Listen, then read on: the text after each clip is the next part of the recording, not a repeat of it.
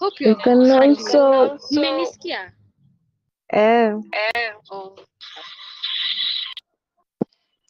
can also talk about the environment a person was raised in, because it also determines how the person's character is going to be.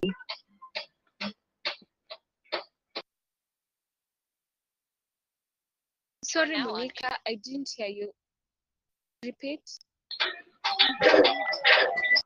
I'm saying you can also talk about the type of environment a person was raised in.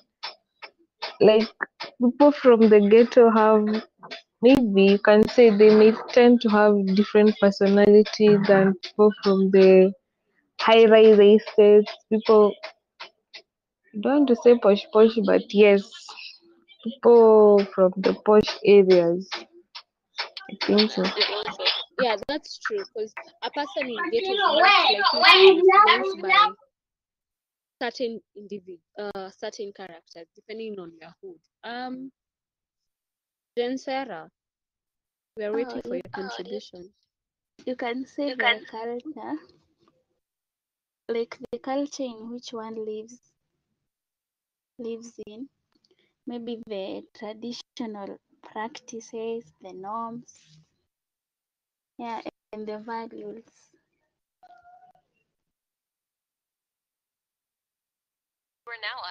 True, that's true. Like maybe a person raised in, sorry not to sound tribal, nimekusikia Jen Sarah. Like, do you mean let's say somebody was grown up in Machakos, you'll have a different, because of the culture exposed, they'll have a different character to a person in Western. True.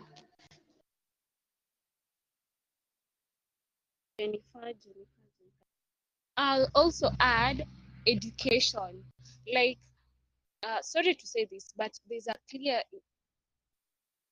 personal trait with a person who is literate and a person who is illiterate. A person who is literate will have a kind of different personality. He or she has, I don't know, niseme akona akili vizuri kuliko the person who has not gone to school. Yeah, they'll tend to have a different personality because of information they have, like education power.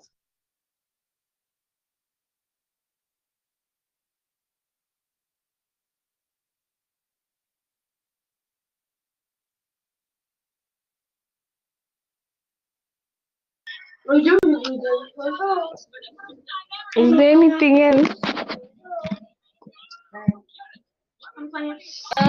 Age.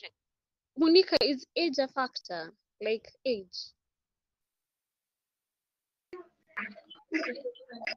I think yeah, maybe, but not a very strong point. Hey, Natian, Eh, si unasema hii ya factors that make individuals different ama differ, yeah.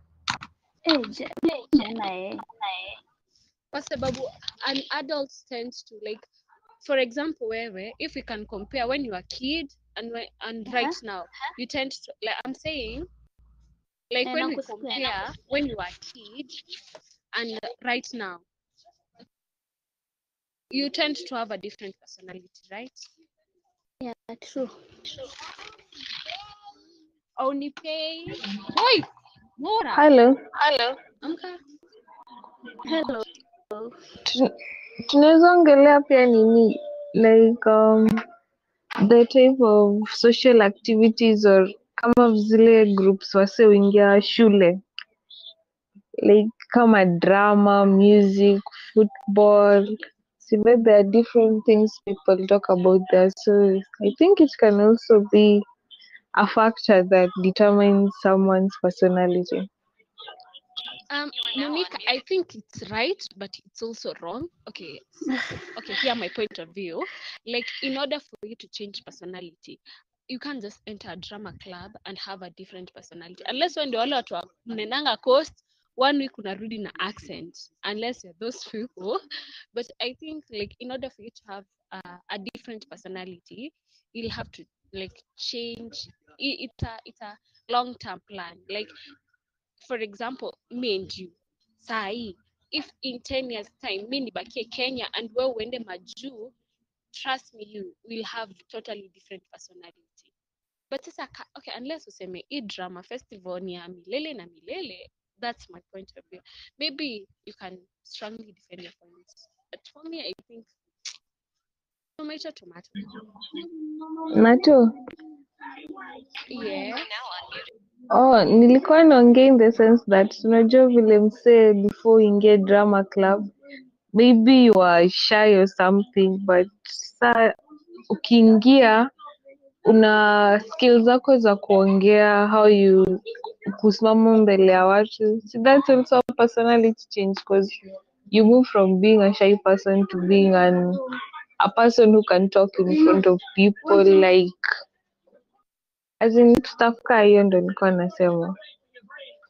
Oh, yeah, now I get you. But kwa point sasa, like let's say in an exam situation, how will you write that point? I am getting what you're saying. Like, yeah, true.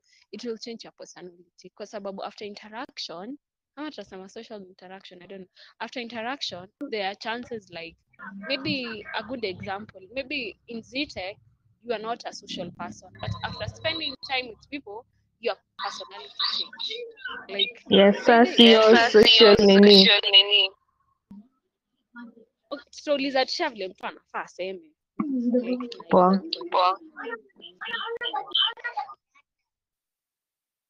Alafu question, is culture the same na mtu na lifestyle?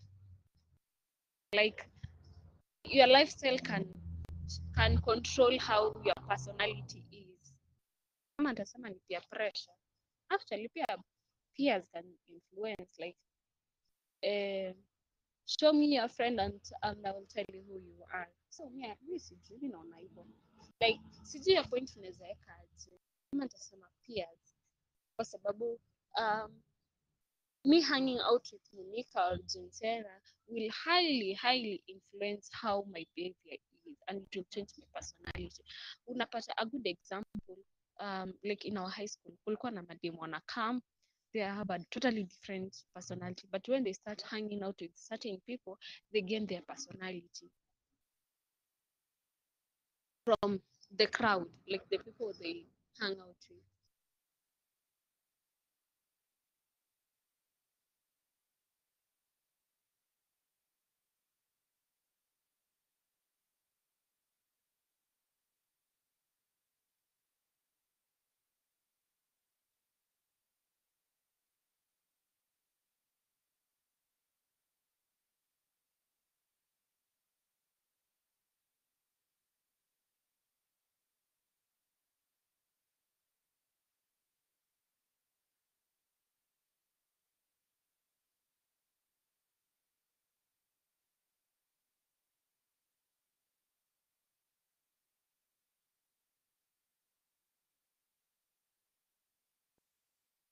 Hello, that was a good discussion. Actually, you are all very right. And all those points you have mentioned actually are quite true as far as personality is concerned. And Caroline is asking about culture and lifestyle. They are two different things, because culture consists of values that people have, and those values tend to shape the way we regard life. And normally, cultural values, they are transmitted from one generation to another, and they can be explained in terms of beliefs and language and religions and activities that are done. So there are activities that are culturally oriented or are shaped by particular culture. Now, lifestyle is quite different, because lifestyle is the way people play out their life with regards to the trends that are in society. Like for example, today you find that there's a way which people react to certain things, the activities that people undertake. Now, those activities, those things that people do on a daily basis is what explain people's lifestyles. For example, talk about you want to go to the high class Western kind of lifestyle. That is the pop culture. It consists of those key activities that you do on a daily basis that represent a particular kind of lifestyle. It may not be linked to a specific cultural orientation.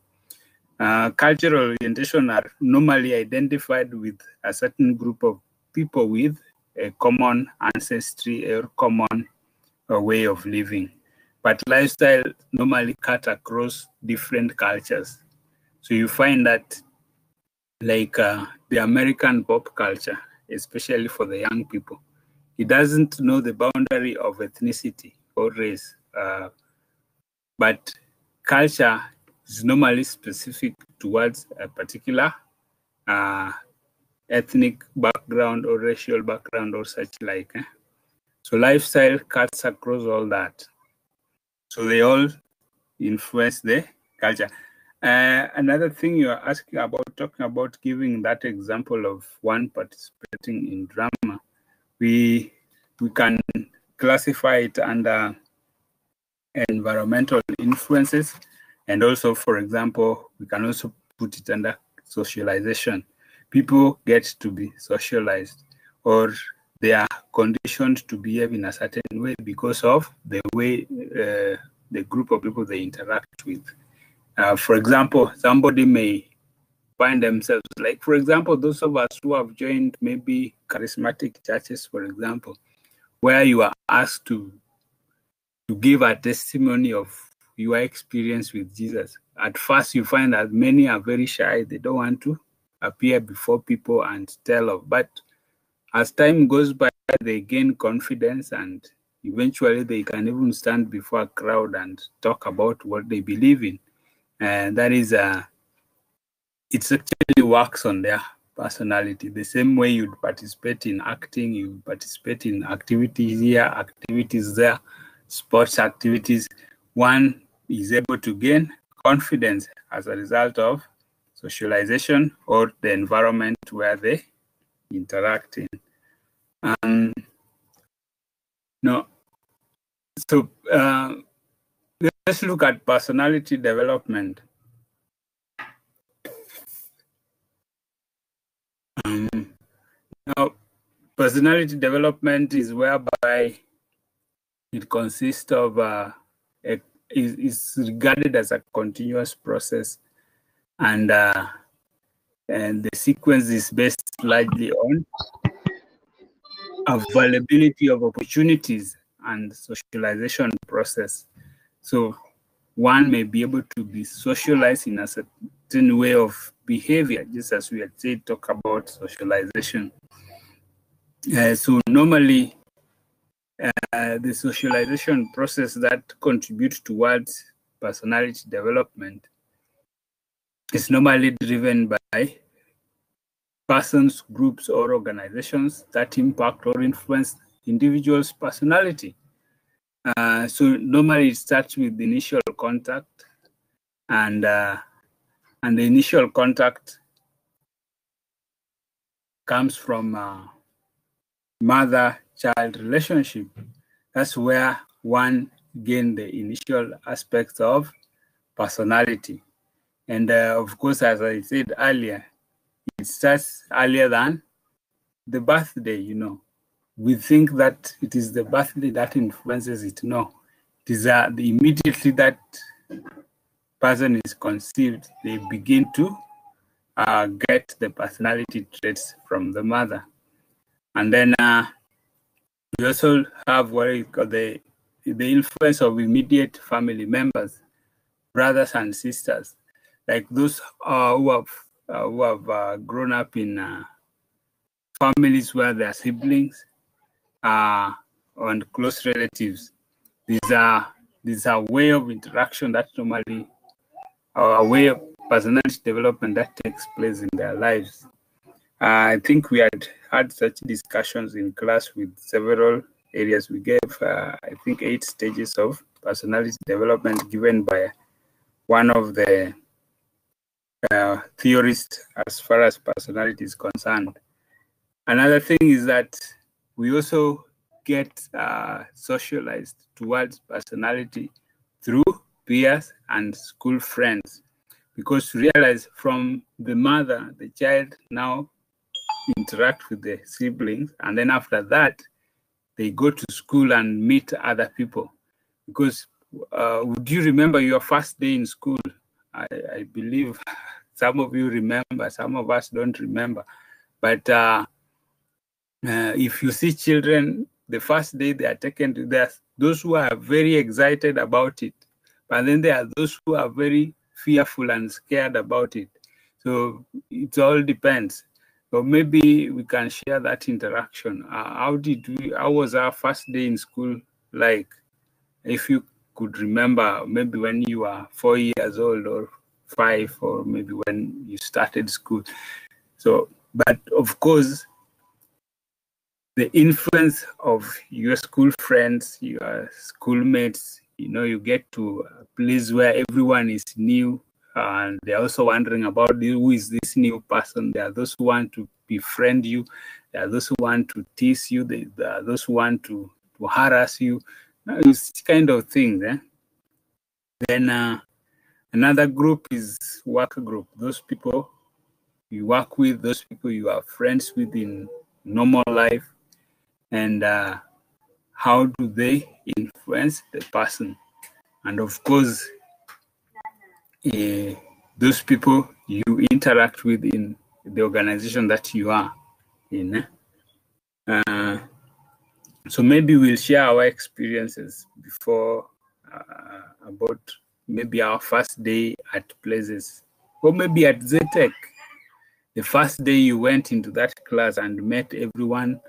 Caroline, you met Monica, and you are wondering who is this girl, or who is this person, who is that guy. So, such kind of things. So we'll do a discussion. Now, organization socialization techniques, for example, how organization would socialize people so that they can gain that personality effect.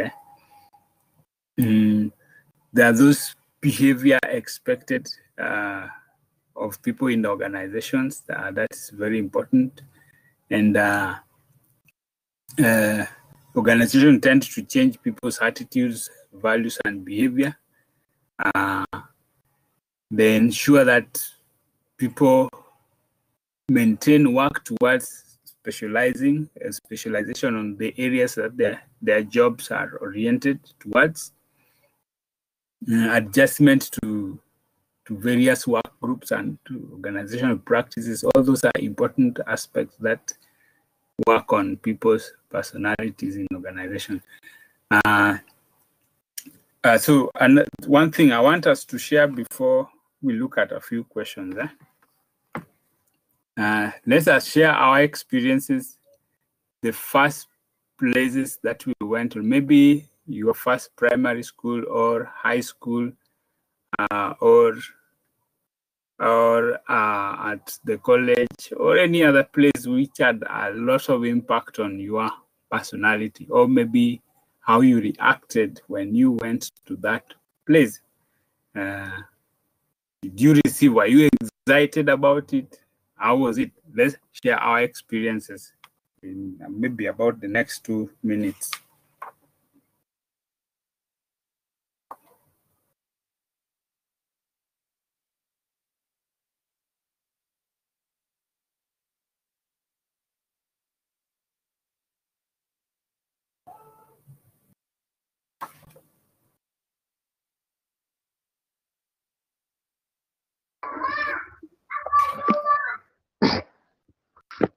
I remember when I was in primary school, right when I started school, I didn't like school from the first day.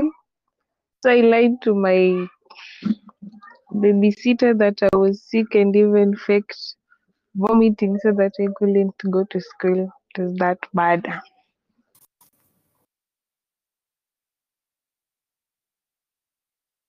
Oh, that's good. That's wonderful. This is very good memory, eh? Let's hear another experience. Caroline, maybe. My experience was I really, really wanted to go to school. So I would wake up early in the morning when my cousins were going to school, and I cry, telling my parents I want to go to school with them. I really, really, really wanted to go to school. So after 1 week of crying and crying, they finally took me to school. And now I wish I had slept. Wow. That's good. That's a good one. Eh? I remember seeing a nephew that is really crying, a very young boy, less than 3 years old, insisting to go to school with the brother, and that's very good. Eh? You did the good thing. Eh? Yes. Where is Jane Sarah? She's gone. I can't remember very well, but I saw that we were being taken to school. I didn't dislike it, but I didn't also like it. It was just there, school time, until we got a very tough mathematics teacher. That's when now I thought school was really a bad thing. Eh? But anyway, here we are. Some great experiences. So normally when we get to a new place, there's the way we would react to it, the way we would anticipate it, and such like. Another thing that we shared were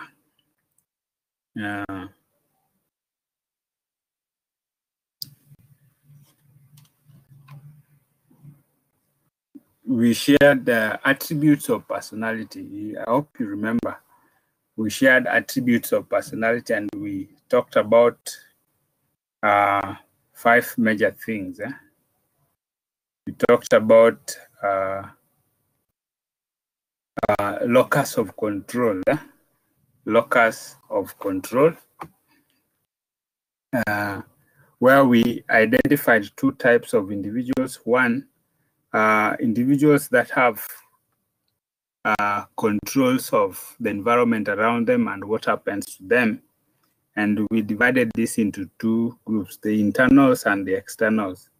Internals believe that their destiny is in their hand. They can actually influence what happens to them and how they get to interact with society.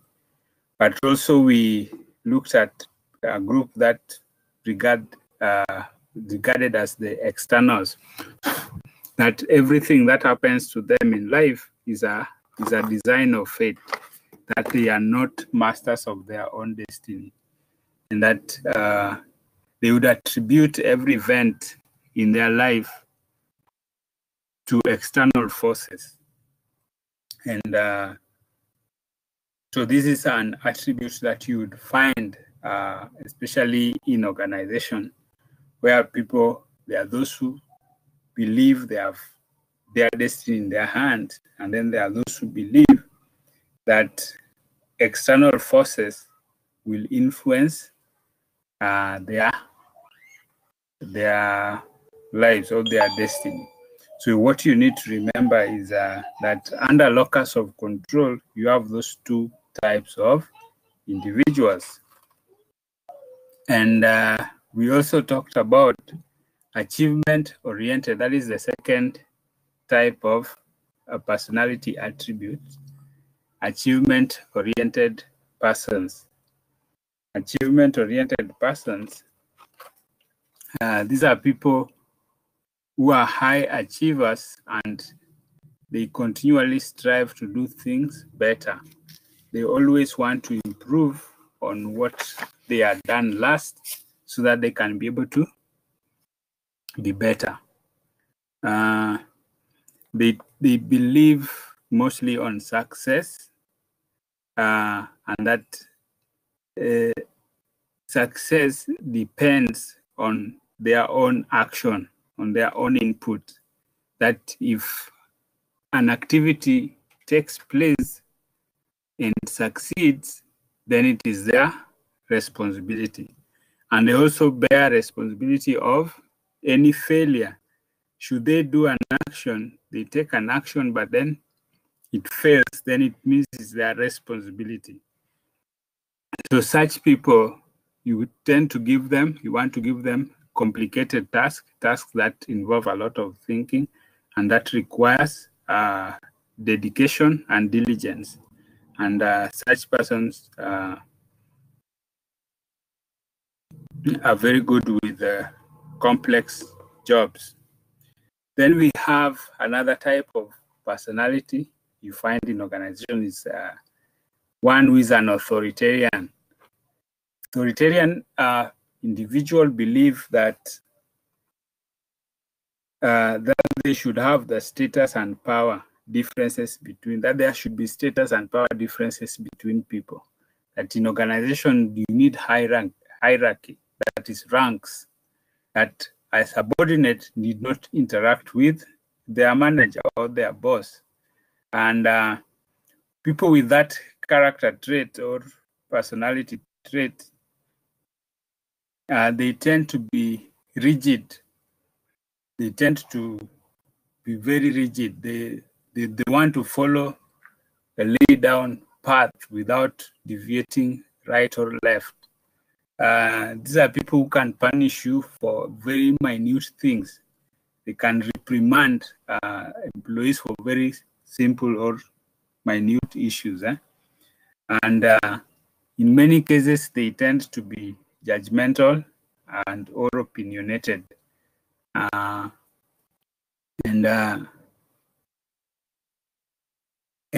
also they resist change, but also are exploitative. They don't want things to change. Like if you want to introduce a new technique, they find it hard to accept those changes because they believe on exploiting the current situations.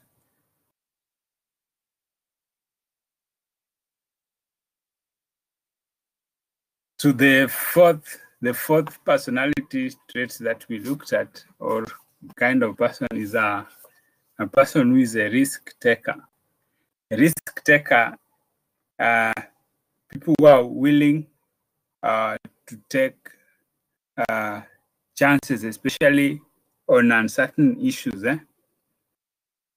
They tend to go for what they want, no matter whether it has a high risk or not. And they tend to make rapid decisions and rely on very little information. So in many cases, they don't wait to gather more information about a fact, but they would go ahead and make decision over such an issue. Now, these are advantages of being a risk taker, is that you can be able to hit a jackpot. That is, you can be able to get so much gain by that ability to take risks. But then also there is it can take an organization to a very risky area. There are some people who have engaged in certain risks that has brought downfall of companies. For example, in investment, especially in the stock market, you find that you see that I'm going to buy these shares, and then eventually everything crashes down. But if the shares you bought goes up, then you'll be praised for prudent move. So risk taking has got those two double-edged swords. It's like a double-edged sword. It cuts both sides, but it's also good, especially where the opportunities for growth should be taken advantage of. Now, the fifth type of a person that you find, or personality trait, is called Machiavellism. Machiavellism. Let me write it here. You might be able to see it.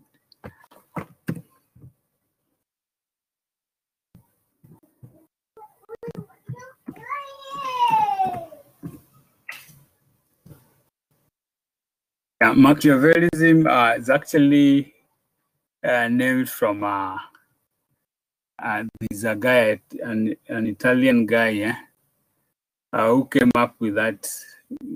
Is the theory or the personality attribute is derived from his name.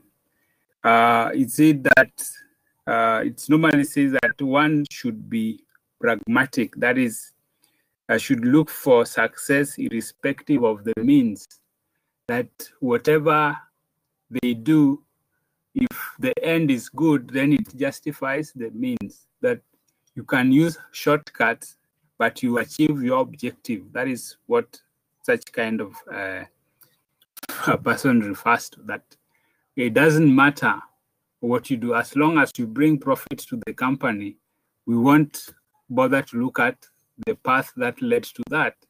Even if you crushed people, even if you hurt people, even if you rob people, even if you kill people, at the end of the day, you have attained your objective of getting rich. Now that kind of Machiavellism, you find it in some societies where as long as you can make money, the methods you use to make money do not matter. And that's sadly, that is what is in the society of Kenya today, where we celebrate people because of their riches. We don't want to look at how they arrived at those riches, you know. So Machiavellism, they tend to, or Machiavellics, those people who practice that, they tend to maintain emotional distance. That is, they don't want to get emotional about things. All what they want is, do you have my party? Do I gain? What do I gain from it? It doesn't matter whether you step on people. So I believe that the end justifies the means. That you can manipulate, you can persuade, you can connive, you can do whatever it matters, but you get what you want.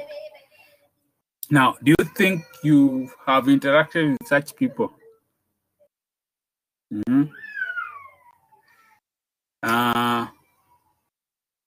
Do you think there's a person like that you have known in society, maybe in high society, somebody who is, they are much more interested in what they get from it rather than how they get it? Mm-hmm.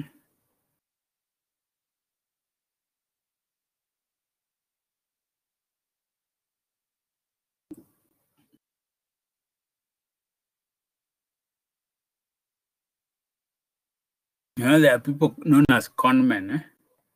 Conmen do not care what they do to their victims. All they are interested in is landing that gain that they want to have. It doesn't matter what they do. It doesn't matter how they handle it, as long as they are able to get what they want. Now, so remember those personality attributes, how they affect people in organization. So in organization, you may have all such kinds of people, and it is important to know how to deal with them. Now, the theories of personality, I think we shared the notes on those people. You can refer to the notes that we had on those theories, and it'll be good. Remember, we looked at psychoanalytic theory of personality, that the one that was given by Sigmund Freud. Sigmund Freud came up with a theory about personality, where he identified three major areas: ego, id, and superego. Ego, id, identified three areas of personality: ego, id, and superego. you need to remember those three areas that we talked about, and their contribution or the relevance of those three areas that he had identified for us, and say that id is the unconscious, and it focuses on maximizing the pleasure and minimizing the pain. So the id is quite unreasonable. All it wants is to ensure that it maximizes the gain or the pleasure, but minimizes. It is driven by immediate gratification. It doesn't look at the consequences. Immediate gratification. Now, what is said that this id thing is driven by libido, and it's normally experienced a lot in when one looks for sexual pleasure, is the one that drive immediate gratification, not minding about the consequences. Ego, on the other hand, is reasonable. They tend to reason. They tend to restrain themselves, and it's the one that's supposed to curtail the pleasure principles of id. In other words, it operates in the reality, and then it can schedule actions reasonably and perform them at the right time. So it's the one that's supposed to handle the other side, for example. The superego, on the other hand, it assists the ego and it shows the right and the wrong. It's the moral side of a person that determines, is what I'm doing, is it right or is it wrong? Now, you can identify these three key areas and which area demands gratification. We talk about a person in three categories. We have the body, the soul, and the spirit. The body, the soul, and the spirit. Now, the superego is more of the one that is moral in this area, in this nature, because they determine what is wrong and what is right. So it is important to take a note of his contribution. Ego is reasonable. It can reason, it can decide, it can help to judge. But the id is the one-tone one, the one that must be curtailed at all times because it's interested in its own selfish gains. Right. So remember that theory. The other theory we had looked at was also Jungian typology. Carl Jung came up with different characteristics of people with, which he categorized in 4 major categories. Jungian typology, you remember we discussed that in class as well. He said that there are introverts and extroverts. Introverts are people who are they keep to themselves. They tend to be more reserved, more contained.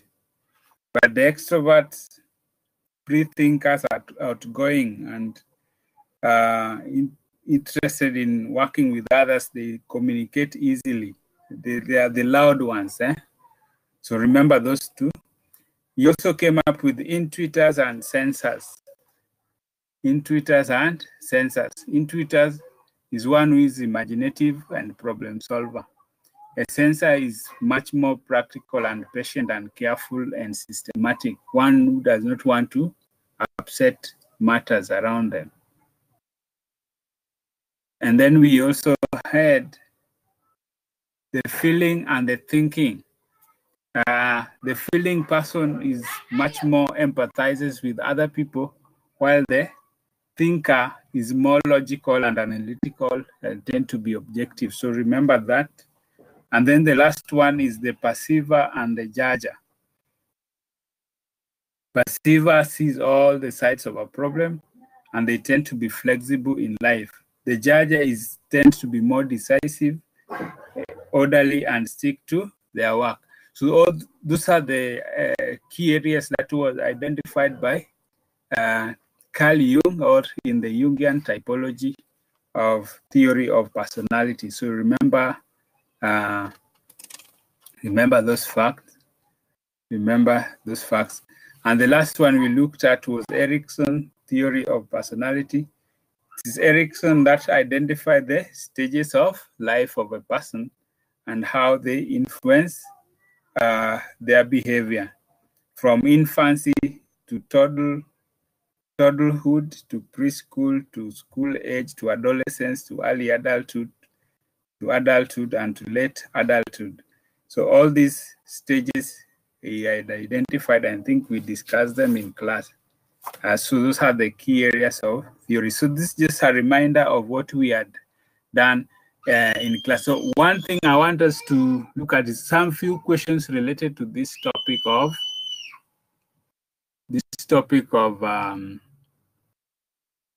personality. So is there any question on something that you might want us to discuss? Any question? Any question before I bring a few questions here related to personality?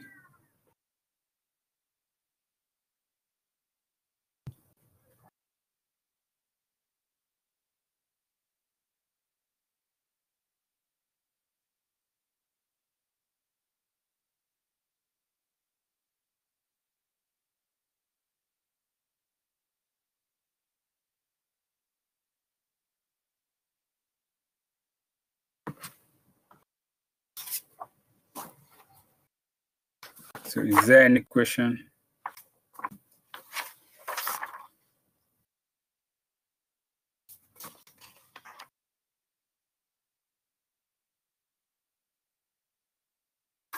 Any question?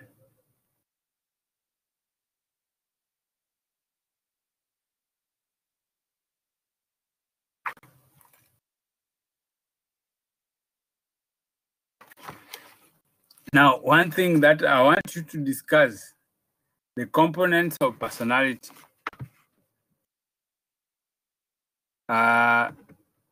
Components of personality. I hope we had looked at it in class.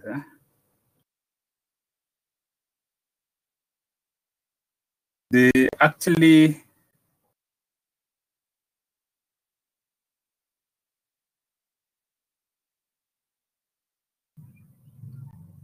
components of personality.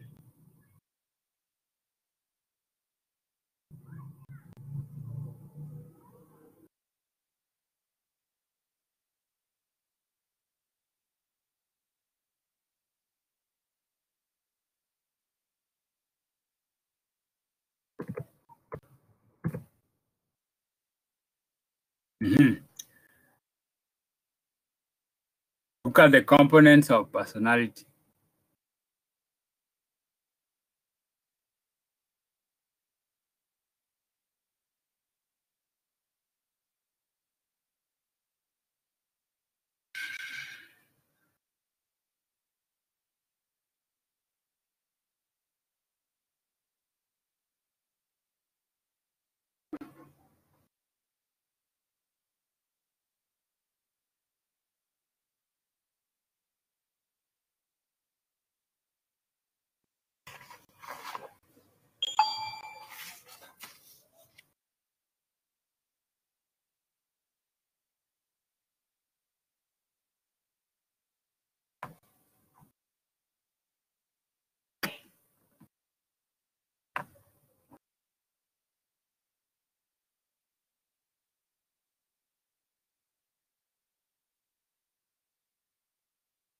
Discuss the components of personality.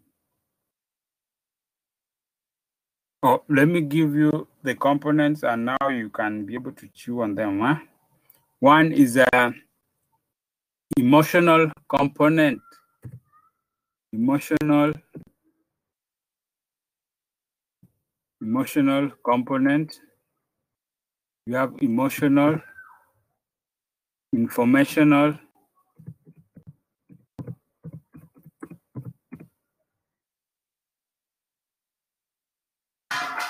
and we have behavioral.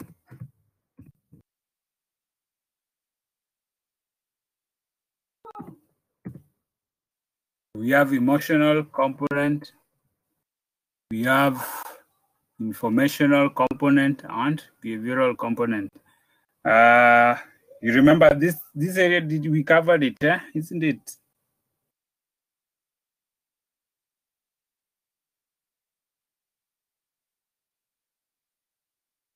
We had covered this area.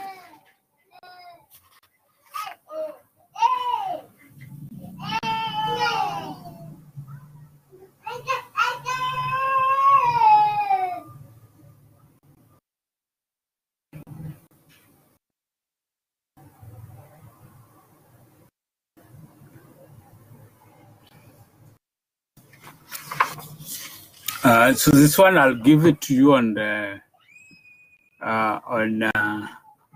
discussion forum.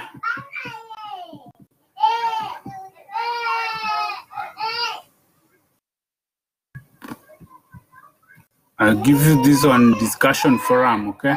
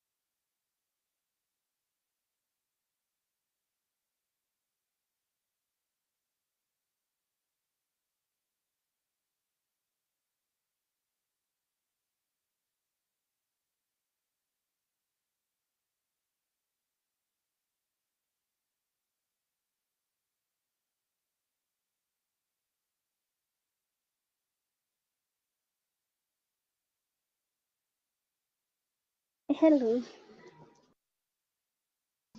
Hi. I outlined three features of Sigmund Freud theory of personality. Hizo si tumediscuss tu sahi, ego, superego na id. Yes, ni hizo. Like Ni hizo tatu. Taylor, and then nichezee mbali kiasi. Ati? Nilikuwa nasema Aha. it's the ID ni id ama id Id. id super ego na ego. Id is the Yes. need. For example, let me give this example. I want chocolate. That is the id. Then ego ni I'll have some chocolate. Then super ego ni you are on a diet. So id is that desire. Like for example, you want a chocolate. Like id, you want a chocolate. Like I want a chocolate. Then ego, it's I'll have some chocolate. Then super ego, it's like no, I won't have a chocolate because I'm on diet. Like that's an example of the three. Oh, I get. Nimekuelewa.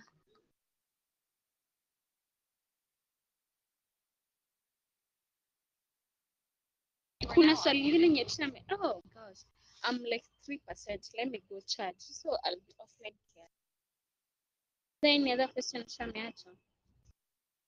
Kuna ni hiyo tu.